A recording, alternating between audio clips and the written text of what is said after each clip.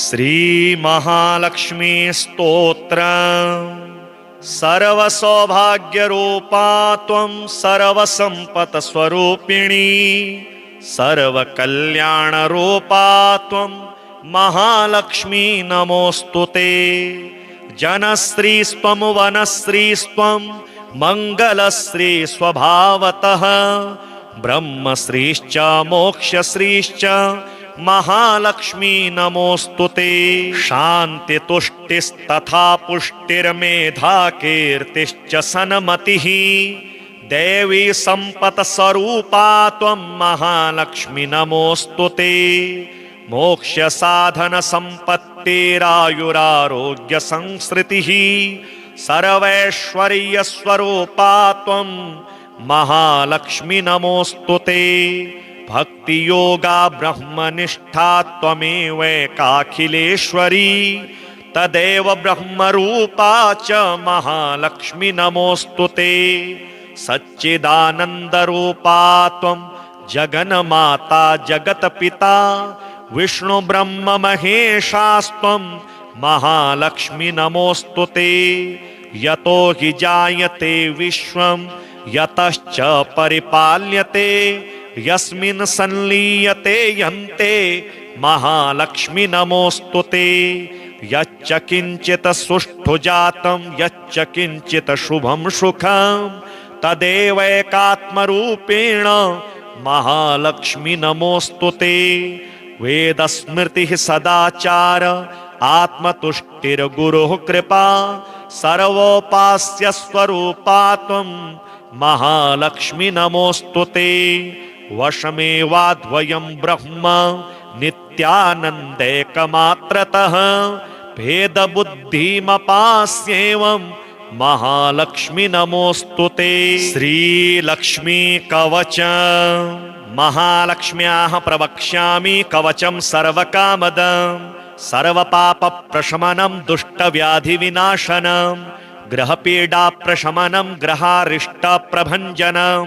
दुष्टमृत्युप्रशमनं दुष्टदारिद्र्यनाशनं, पुत्रपौत्रप्रजननं विवाहप्रदमिष्टदम्, चोरार्यहं च जपताम् अखिलेप्सितदायकम्। सावधानमना भूत्वा शृणु त्वं शुकसत्तमा,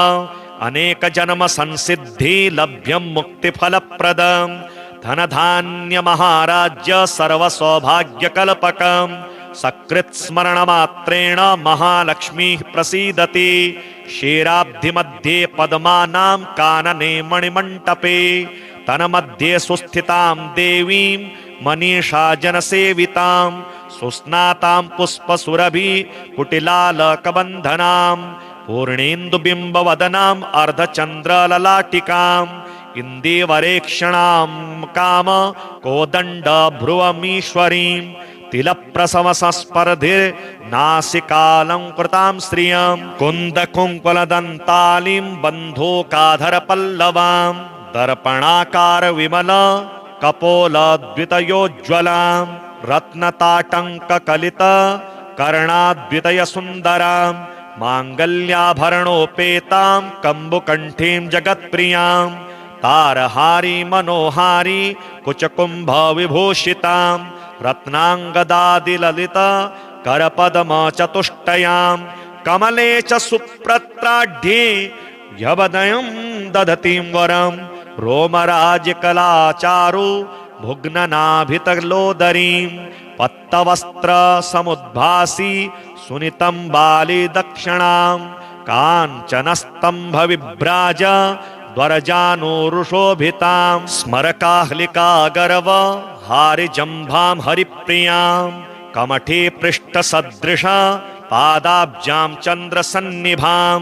पङ्कदोदरलावण्य सुन्दरालिङ्गतलतां श्रियं, सर्वाभरणसंयुक्तां सर्वलक्षणलक्षितां, पितामहमहाप्रीतां नित्यतृप्तां हरिप्रियां, नित्यमकारुण्यललितां कस्तूरीलेपिताङ्गिकां, सर्वमन्त्रमयां लक्ष्मीं श्रुतिशास्त्रस्वरूपिणीं, परब्रह्ममयां देवीं पद्मनाभकुटुम्बिनीम्, एवं ध्यात्वा महालक्ष्मीं पठेत् तत्कवचं परम्, एकं न्यञ्चन्नति क्षमं मम परं चाङ्कुच्य पदाम्बुजं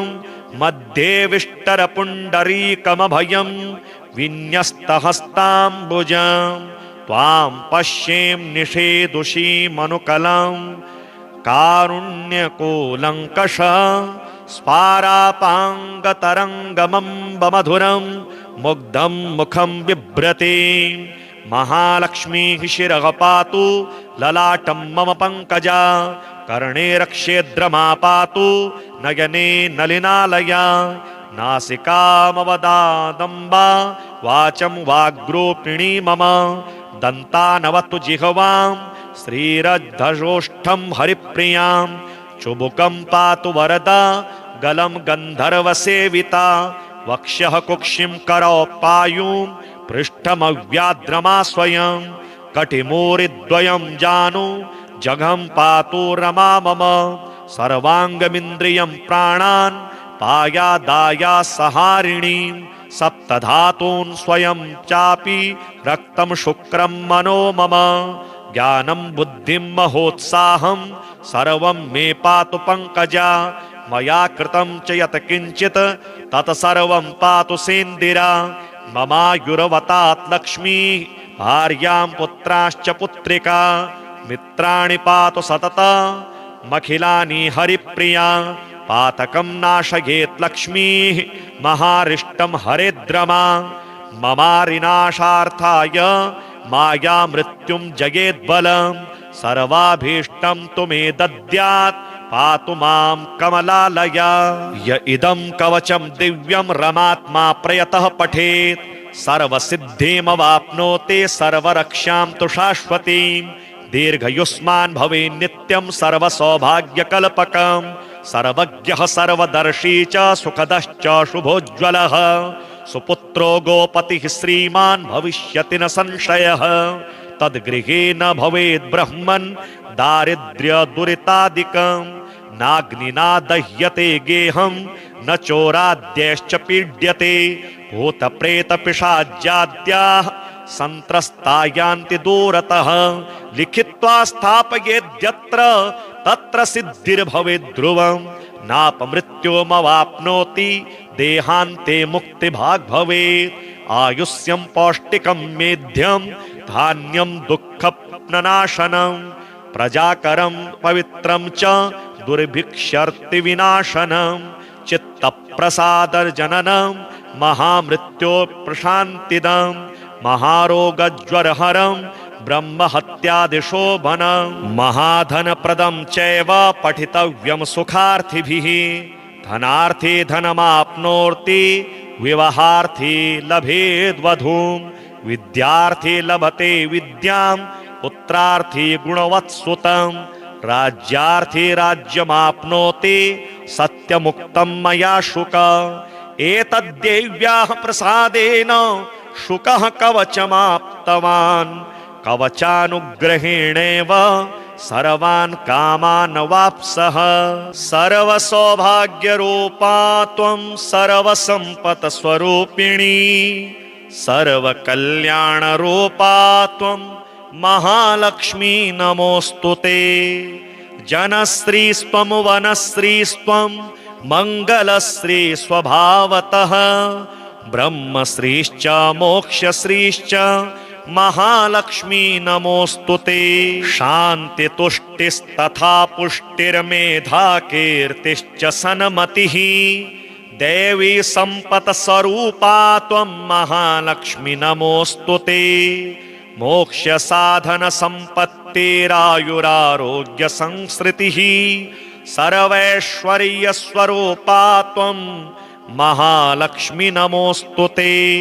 भक्तियोगा ब्रह्मनिष्ठा त्वमेवैकाखिलेश्वरी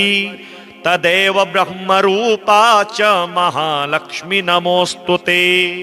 सच्चिदानन्दरूपा त्वं जगन्माता जगत्पिता विष्णु ब्रह्म महेशास्त्वं महालक्ष्मी नमोऽस्तु ते यतो हि जायते विश्वं यतश्च परिपाल्यते यस्मिन् संलीयते यन्ते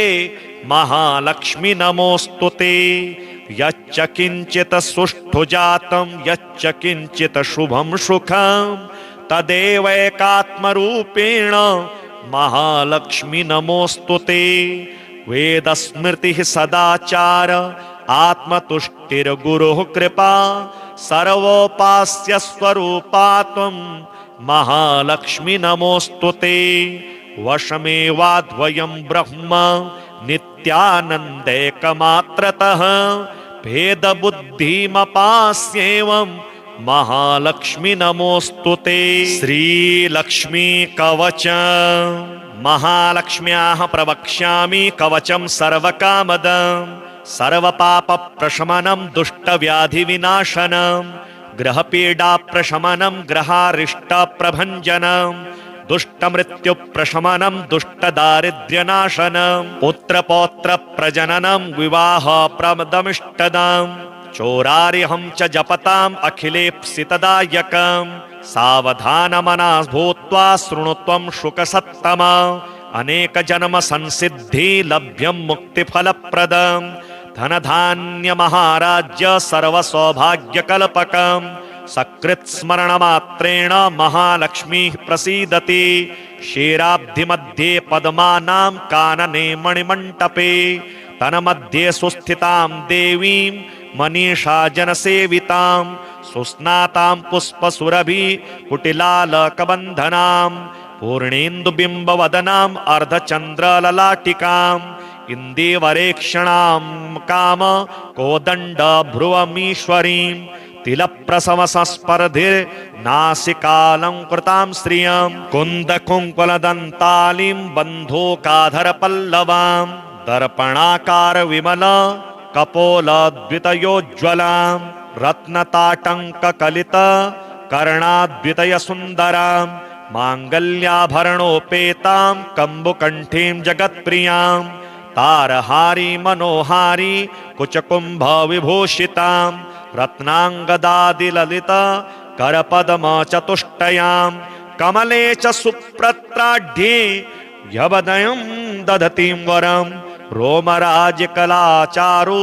भुग्ननाभितलोदरीं पत्तवस्त्रसमुद्भासि सुनितं बालिदक्षिणां काञ्चनस्तम्भविभ्राज द्वरजानुरुशोभितां स्मरकाह्लिका गर्व हारिजम्भां हरिप्रियां कमठे पृष्ठसदृशा पादाब्जां चन्द्रसन्निभां पङ्कदोदरलावण्य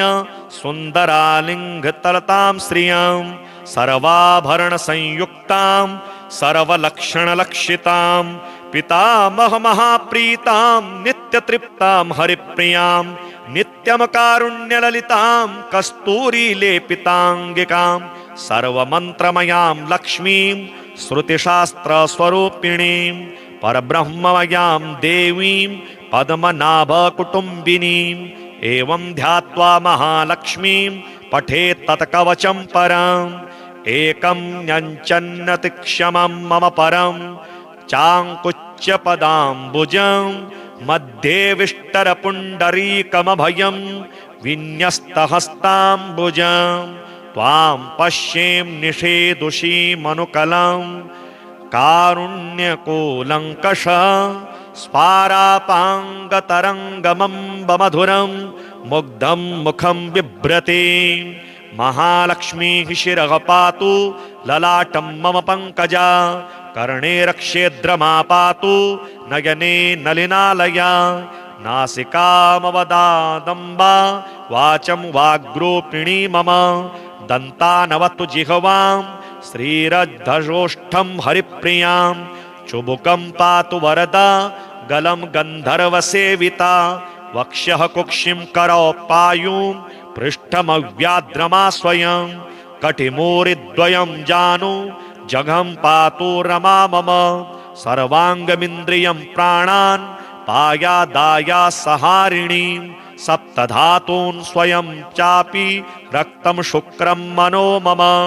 ज्ञानं बुद्धिं महोत्साहं सर्वं मे पातु पङ्कजा मया कृतं च यत् किञ्चित् तत् सर्वं पातु सेन्दिरा ममायुर्वतात् लक्ष्मी भार्यां पुत्राश्च पुत्रिका मित्राणि पातु सततमखिलानि हरिप्रिया पातकं नाशयेत् लक्ष्मीः महारिष्टं हरेद्रमा ममारिनाशार्थाय माया मृत्युं जयेद्बलं सर्वाभीष्टं तु मे दद्यात् पातु मां कमलालया। य इदं कवचं दिव्यं रमात्मा प्रयतः पठेत् सर्वसिद्धिमवाप्नोति सर्वरक्षां तु शाश्वतीं दीर्घयुष्मान् भवेत् नित्यं सर्वसौभाग्यकल्पकं सर्वज्ञः सर्वदर्शी च सुखदश्च शुभोज्ज्वलः सुपुत्रो गोपतिः श्रीमान् भविष्यति न संशयः तद्गृहे न भवेत् ब्रह्मन् दारिद्र्यदुरितादिकं नाग्निना दह्यते गेहं न चोराद्यैश्च पीड्यते भूतप्रेतपिशाच्याद्याः संत्रस्ता यान्ति दूरतः लिखित्वा स्थापयेद्यत्र तत्र सिद्धिर्भवेत् ध्रुवं नापमृत्युमवाप्नोति देहान्ते मुक्तिभाग् भवेत् आयुष्यं पौष्टिकं मेध्यं धान्यं दुःखनाशनं प्रजाकरं पवित्रं च दुर्भिक्षर्ति विनाशनं चित्तप्रसादर्जननं महामृत्यो प्रशान्तिदं महारोगज्वरहरं ब्रह्महत्यादिशोभनं महाधनप्रदं चैव पठितव्यं सुखार्थिभिः धनार्थी धनमाप्नोति विवाहार्थी लभेद्वधूं विद्यार्थी लभते विद्यां पुत्रार्थी गुणवत्सुतं राज्यार्थी राज्यमाप्नोति सत्यमुक्तं मया शुक एतद्देव्याः प्रसादेन शुकः कवचमाप्तवान् कवचानुग्रहेणेव सर्वान् कामान् वाप्सः सर्वसौभाग्यरूपा त्वं सर्वसम्पत्स्वरूपिणी सर्वकल्याणरूपा त्वं महालक्ष्मी नमोऽस्तुते जनश्रीस्त्वं वनश्रीस्त्वं मङ्गलश्री स्वभावतः ब्रह्मश्रीश्च मोक्षश्रीश्च महालक्ष्मी नमोऽस्तुते शान्तितुष्टिस्तथा पुष्टिर्मेधा कीर्तिश्च सन्मतिः देवी सम्पत्स्वरूपा त्वं महालक्ष्मी नमोऽस्तुते मोक्षसाधनसम्पत्तिरायुरारोग्यसंसृतिः सर्वैश्वर्यस्वरूपा त्वं महालक्ष्मी नमोऽस्तुते भक्तियोगा ब्रह्मनिष्ठा त्वमेवैकाखिलेश्वरी तदेव ब्रह्मरूपा च महालक्ष्मी नमोऽस्तुते सच्चिदानन्दरूपा त्वं जगन्माता जगत्पिता विष्णु ब्रह्म महेशास्त्वं महालक्ष्मी नमोऽस्तुते यतो हि जायते विश्वं यतश्च परिपाल्यते यस्मिन् संलीयते यन्ते महालक्ष्मी नमोऽस्तुते यच्च किञ्चित् सुष्ठु जातं यच्च किञ्चित् शुभं सुखं तदेवैकात्मरूपेण महालक्ष्मी नमोऽस्तुते वेदस्मृतिः सदाचार आत्मतुष्टिर्गुरुः कृपा सर्वोपास्य स्वरूपा त्वं महालक्ष्मी नमोऽस्तुते वशमेवाद्वयं ब्रह्म नित्यानन्दैकमात्रतः भेदबुद्धिमपास्येवं महालक्ष्मी नमोऽस्तुते श्रीलक्ष्मी कवच महालक्ष्म्याः प्रवक्ष्यामि कवचं सर्वकामदं सर्वपापप्रशमनं दुष्टव्याधिविनाशनं ग्रहपीडाप्रशमनं ग्रहारिष्टप्रभञ्जनं दुष्टमृत्युप्रशमनं दुष्टदारिद्र्यनाशनं पुत्रपौत्रप्रजननं विवाहप्रदमिष्टदं चोरार्यहं च जपताम् अखिलेप्सितदायकं सावधानमना भूत्वा शृणुत्वं शुकसत्तमा अनेकजन्म संसिद्धि लभ्यं मुक्तिफलप्रदं धनधान्यमहाराज्य सर्वसौभाग्यकल्पकं सकृत्स्मरणमात्रेण महालक्ष्मीः प्रसीदति क्षीराब्धिमध्ये पद्मानां कानने मणिमण्टपे तन्मध्ये सुस्थितां देवीं मनीषा जनसेवितां सुस्नातां पुष्पसुरभि कुटिलालकबन्धनां पूर्णेन्दुबिम्बवदनाम् अर्धचन्द्रललाटिकाम् इन्दीवरेक्षणां काम कोदण्ड भ्रुवमीश्वरीं तिलप्रसवसस्पर्धिर्नासिकालङ्कृतां श्रियं कुन्दकुङ्कुलदन्तालीं बन्धूकाधरपल्लवां दर्पणाकार विमल कपोलद्वितयोज्ज्वलां रत्नताटङ्ककलित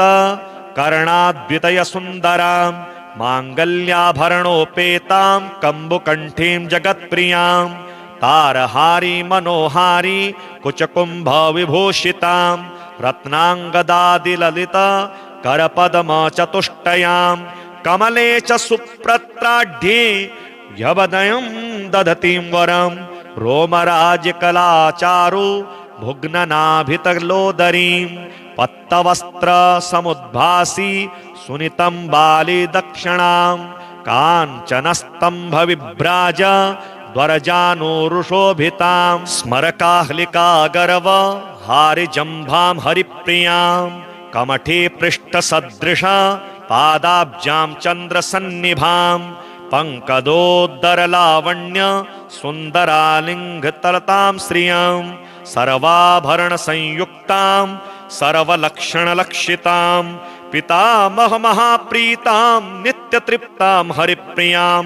नित्यमकारुण्यललितां कस्तूरीलेपिताङ्गिकां सर्वमन्त्रमयां लक्ष्मीं श्रुतिशास्त्रस्वरूपिणीं परब्रह्ममयां देवीं पद्मनाभकुटुम्बिनीम्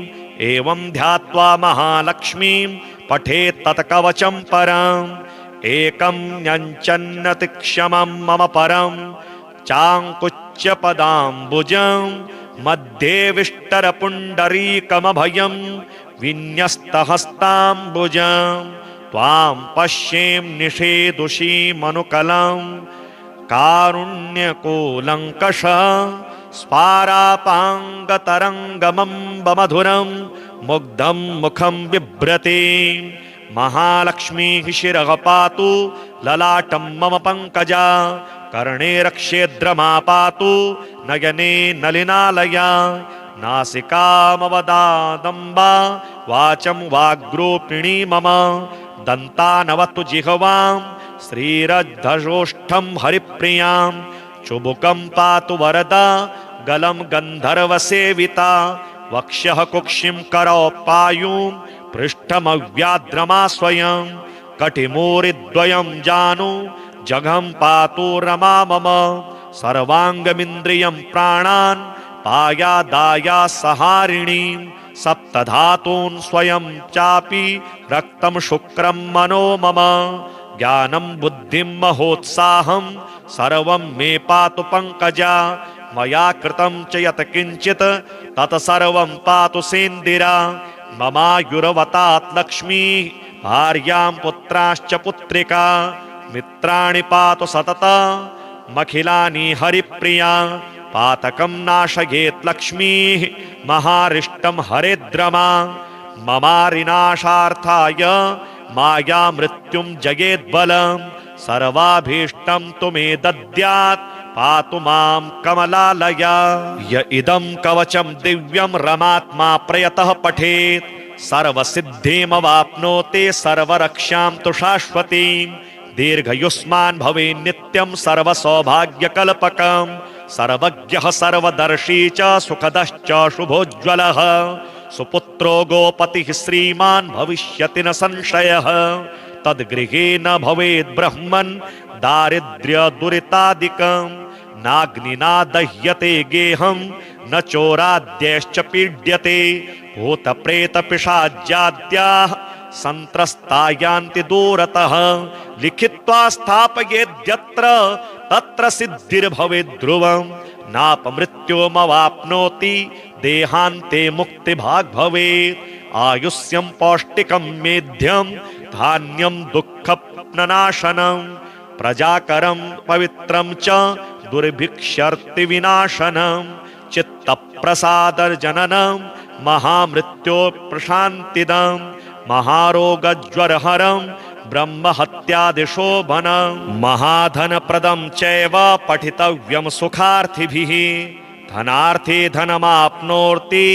विवाहार्थी लभेद्वधूम् विद्यार्थी लभते विद्याम् पुत्रार्थी गुणवत्सुतम् राज्यार्थी राज्यमाप्नोति सत्यमुक्तम् मया शुक एतद्देव्याः प्रसादेन शुकः कवचमाप्तवान् कवचानुग्रहेणेव सर्वान् कामान् वाप्सः सर्वसौभाग्यरूपा त्वं सर्वसम्पत्स्वरूपिणी सर्वकल्याणरूपा त्वं महालक्ष्मी नमोऽस्तु ते जनश्रीस्त्वं वनश्रीस्त्वं मङ्गलश्री स्वभावतः ब्रह्मश्रीश्च मोक्षश्रीश्च महालक्ष्मी नमोऽस्तु ते शान्तितुष्टिस्तथा पुष्टिर्मेधा कीर्तिश्च सन्मतिः देवी सम्पत्स्वरूपा त्वं महालक्ष्मी नमोऽस्तु ते मोक्ष साधन संपत्तिरायुरारोग्य संसृतिः सर्वैश्वर्य स्वरूपा त्वं महालक्ष्मी नमोऽस्तु ते भक्ति योगा ब्रह्मनिष्ठा त्वमेवैकाखिलेश्वरी तदेव ब्रह्मरूपा च महालक्ष्मी नमोऽस्तु ते सच्चिदानन्दरूपा त्वं जगन्माता जगत्पिता विष्णु ब्रह्म महेशास्त्वं महालक्ष्मी नमोऽस्तु ते यतो हि जायते विश्वं यतश्च परिपाल्यते यस्मिन् संलीयते यन्ते महालक्ष्मी नमोऽस्तु ते यच्च किञ्चित् सुष्ठु जातं यच्च किञ्चित् शुभं सुखं तदेवैकात्मरूपेण महालक्ष्मी नमोऽस्तु ते वेदस्मृतिः सदाचार आत्मतुष्टिर्गुरुः कृपा सर्वोपास्य स्वरूपा त्वं महालक्ष्मी नमोऽस्तु ते वशमेवाद्वयं ब्रह्म नित्यानन्दैकमात्रतः भेदबुद्धिमपास्येवं महालक्ष्मी नमोऽस्तु ते श्रीलक्ष्मी कवचम् महालक्ष्म्याः प्रवक्ष्यामि कवचं सर्वकामदं सर्वपापप्रशमनं दुष्टव्याधिविनाशनं ग्रहपीडाप्रशमनं ग्रहारिष्टप्रभञ्जनं दुष्टमृत्युप्रशमनं दुष्टदारिद्र्यनाशनं पुत्रपौत्रप्रजननं विवाहप्रदमिष्टदम् चोरार्यहं च जपताम् अखिलेप्सितदायकम् सावधानमना भूत्वा शृणुत्वं शुकसत्तमा अनेक जन्म संसिद्धि लभ्यं मुक्तिफलप्रदं धनधान्य महाराज्य सर्वसौभाग्यकल्पकं सकृत्स्मरणमात्रेण महालक्ष्मी प्रसीदति क्षीराब्धिमध्ये पद्मानां कानने मणिमण्टपे तन्मध्ये सुस्थितां देवीं मनीषा जनसेवितां सुस्नातां पुष्पसुरभि कुटिलालकबन्धनां पूर्णेन्दुबिम्बवदनाम् अर्धचन्द्रललाटिकाम् इन्दीवरेक्षणां काम कोदण्डभ्रुवमीश्वरीं तिलप्रसवसस्पर्धिर्नासिकालङ्कृतां श्रियं कुन्दकुङ्कुलदन्तालीं बन्धूकाधरपल्लवां दर्पणाकारविमल कपोलद्वितयोज्ज्वलां रत्नताटङ्ककलित कर्णाद्वितयसुन्दरां माङ्गल्याभरणोपेतां कम्बुकण्ठीं जगत्प्रियां तारहारी मनोहारी कुचकुम्भविभूषितां रत्नाङ्गदादिललित करपद्मचतुष्टयां कमले च सुप्रत्राढ्ये यवदयं दधतीं वरं रोमराजकलाचारु भुग्ननाभितलोदरीं पत्तवस्त्रसमुद्भासी सुनितं बालिदक्षिणां काञ्चनस्तम्भविभ्राज द्वरजानुरुशोभितां स्मरकाह्लिका गर्व हारिजम्भां हरिप्रियां कमठे पृष्ठसदृश पादाब्जां चन्द्रसन्निभां पंकदोदरलावण्य सुन्दरालिङ्गतलतां श्रियं सर्वाभरणसंयुक्तां सर्वलक्षणलक्षितां पितामहमहाप्रीतां नित्यतृप्तां हरिप्रियां नित्यमकारुण्यललितां कस्तूरीलेपिताङ्गिकां सर्वमन्त्रमयां लक्ष्मीं श्रुतिशास्त्रस्वरूपिणीं परब्रह्ममयां देवीं पद्मनाभकुटुम्बिनीम् एवं ध्यात्वा महालक्ष्मीं पठेत् तत्कवचं परम् एकं न्यञ्चन्नतिक्षमं मम परं चाङ्कुच्यपदाम्बुजं मध्ये विष्टरपुण्डरीकमभयं विन्यस्तहस्ताम्बुजं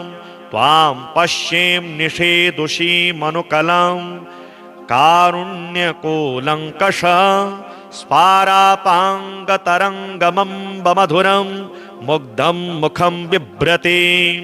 महालक्ष्मीः शिरः पातु ललाटं मम पङ्कजा कर्णे रक्षेद्रमा पातु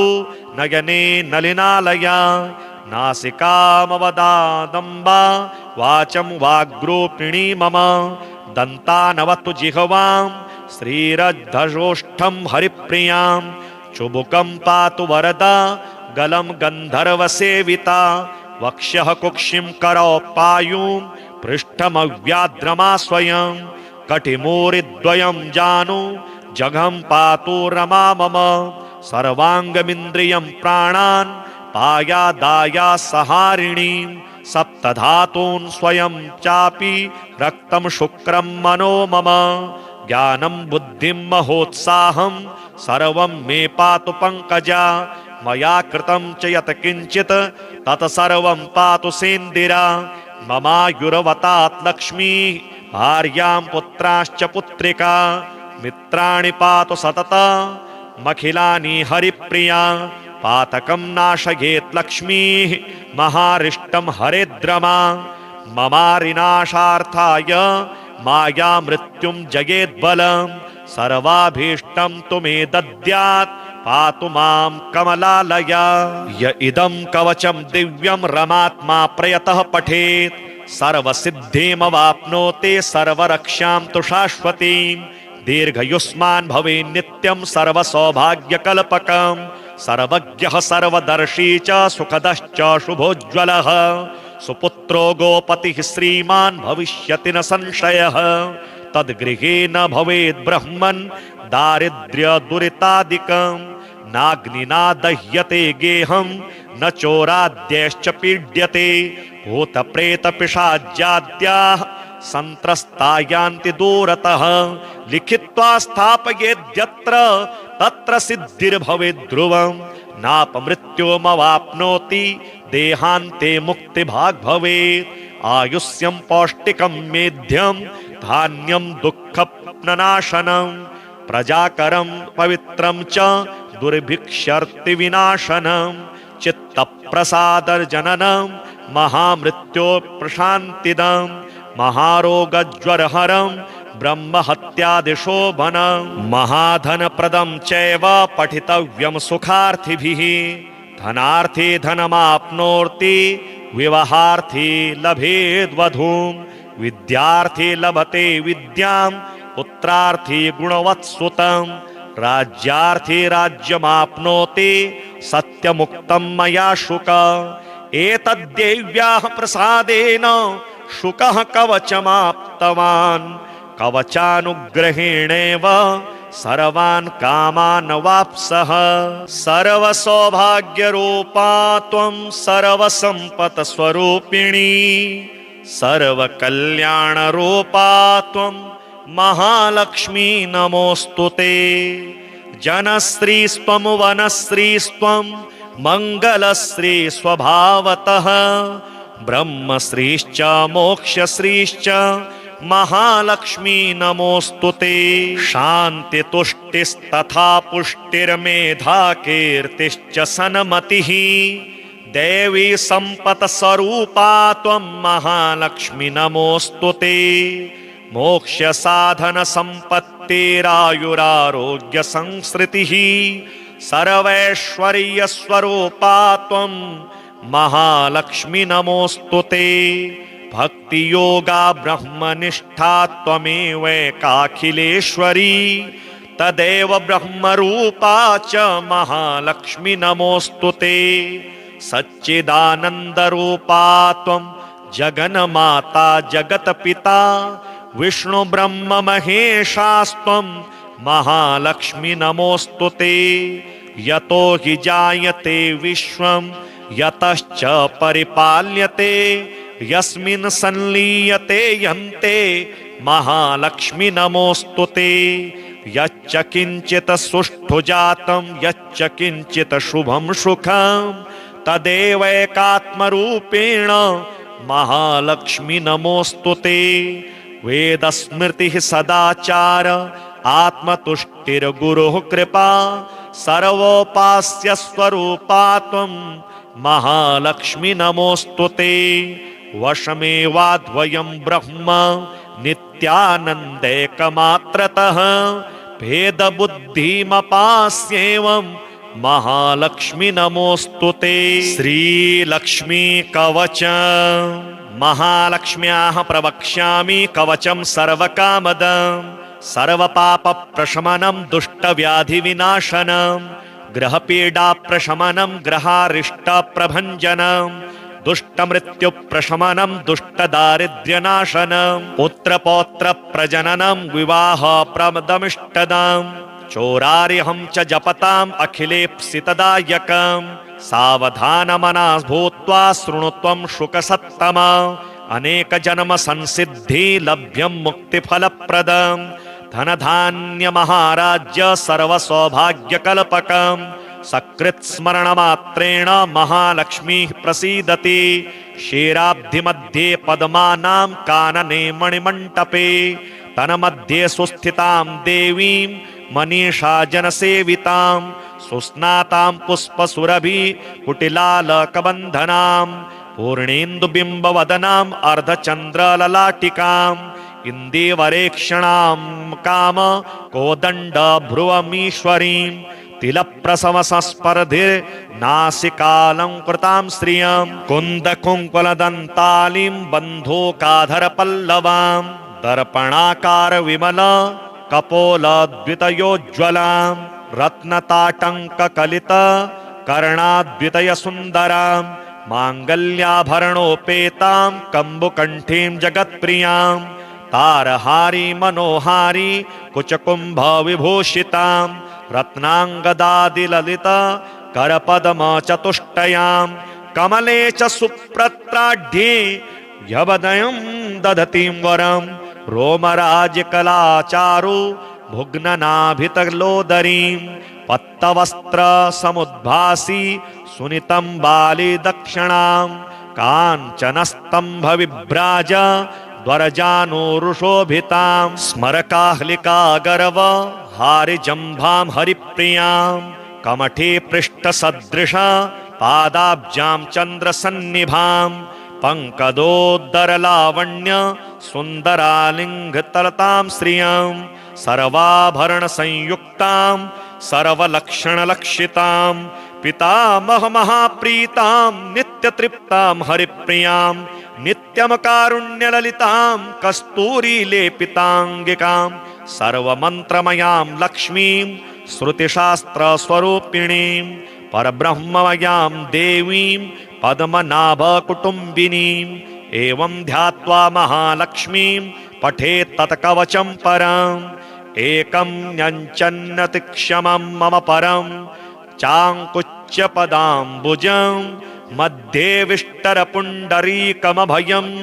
विन्यस्तहस्ताम्बुजं त्वां पश्यें निषेदुषीमनुकलं कारुण्यकोलङ्कष स्पारापाङ्गतरङ्गमम्बमधुरं मुग्धं मुखं बिभ्रते महालक्ष्मीः शिरः पातु ललाटं मम पङ्कजा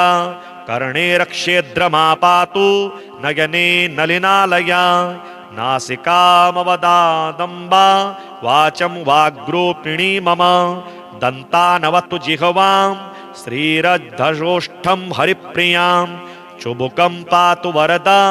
गलं गन्धर्वसेविता वक्ष्यः कुक्षिं करौ पायुं पृष्ठमव्याद्रमा स्वयं कटिमूरिद्वयं जानु जघं पातु रमा मम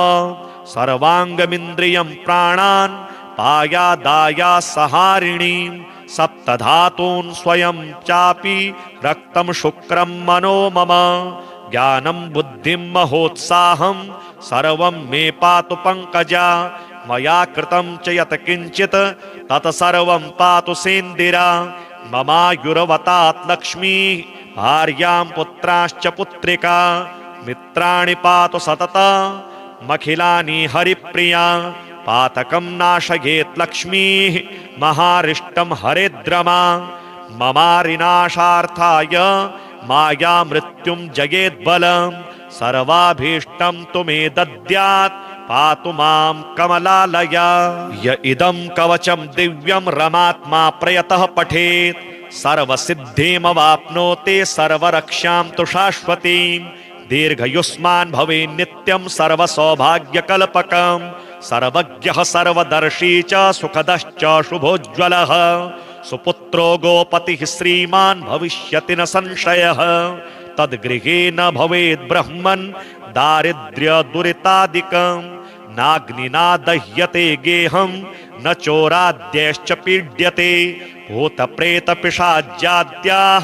संत्रस्ता यान्ति दूरतः लिखित्वा स्थापयेद्यत्र तत्र सिद्धिर्भवेत् ध्रुवं नापमृत्युमवाप्नोति देहान्ते मुक्तिभाग् भवेत् आयुष्यं पौष्टिकं मेध्यं धान्यं दुःखनाशनं प्रजाकरं पवित्रं च दुर्भिक्षर्ति विनाशनं चित्तप्रसादर्जननं महामृत्यो प्रशान्तिदं महारोगज्वरहरं ब्रह्महत्यादिशोभनं महाधनप्रदं चैव पठितव्यं सुखार्थिभिः धनार्थी धनमाप्नोति विवाहार्थी लभेद्वधूं विद्यार्थी लभते विद्यां पुत्रार्थी गुणवत्सुतं राज्यार्थी राज्यमाप्नोति सत्यमुक्तं मया शुक एतद्देव्याः प्रसादेन शुकः कवचमाप्तवान् कवचानुग्रहेणेव सर्वान् कामान् वाप्सः।